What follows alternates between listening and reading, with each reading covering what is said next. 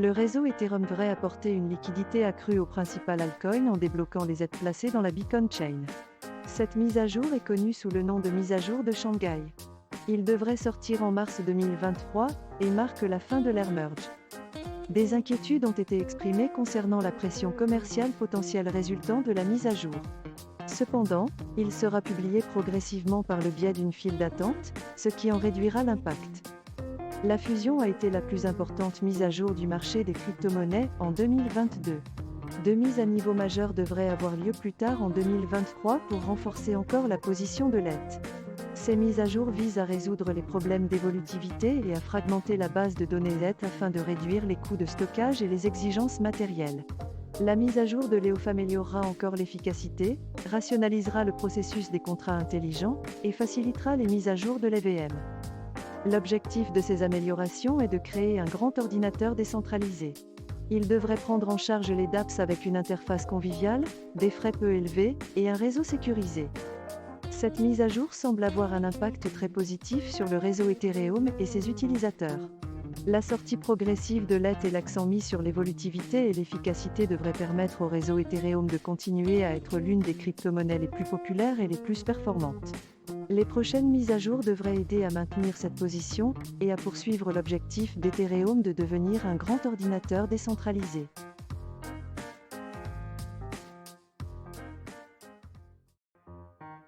Peter Wall, PDG et président par intérim d'Argo Blockchain, a démissionné.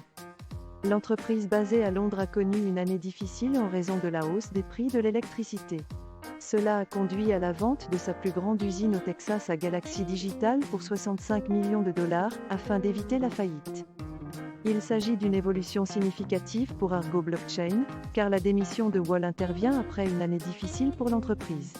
Reste à savoir comment l'entreprise s'en sortira sans lui en tant que PDG.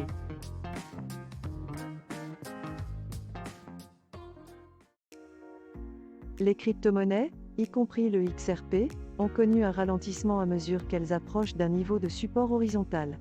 Le Bitcoin, l'Ether et les autres altcoins sont soit inchangés, soit légèrement en hausse ou en baisse. La tendance au risque est revenue, mais certains facteurs techniques et liés à la masse monétaire mondiale pourraient indiquer un marché haussier pour le Bitcoin. Rien n'indique encore une poursuite de la tendance à la baisse. Cet article donne un aperçu clair de l'état actuel du marché de la cryptographie et met également en évidence certains des facteurs clés susceptibles d'influencer ses performances futures. Il est clair que le marché des actifs numériques fait face à plusieurs difficultés, mais il existe encore de bonnes raisons d'être optimiste sur le marché de la cryptographie.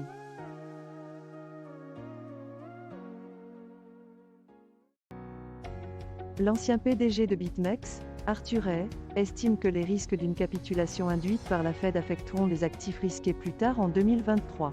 Cependant, la situation actuelle est complexe, car l'assouplissement quantitatif a été remplacé par QT. Il prévoit de se tourner vers les liquidités en dollars américains, puis vers certains actifs risqués tels que le Bitcoin et les altcoins. Il explique qu'il est essentiel de comprendre les cycles du marché pour réussir à investir alors que les cours augmentent et descendent par vagues. Cet article fournit un aperçu intéressant de l'état actuel du marché des crypto-monnaies et des tendances susceptibles de façonner son avenir. Il est clair que le timing est un facteur critique pour déterminer quand entrer et sortir du marché, et que les altcoins peuvent offrir une opportunité intéressante à ceux qui peuvent identifier le bon moment pour s'impliquer.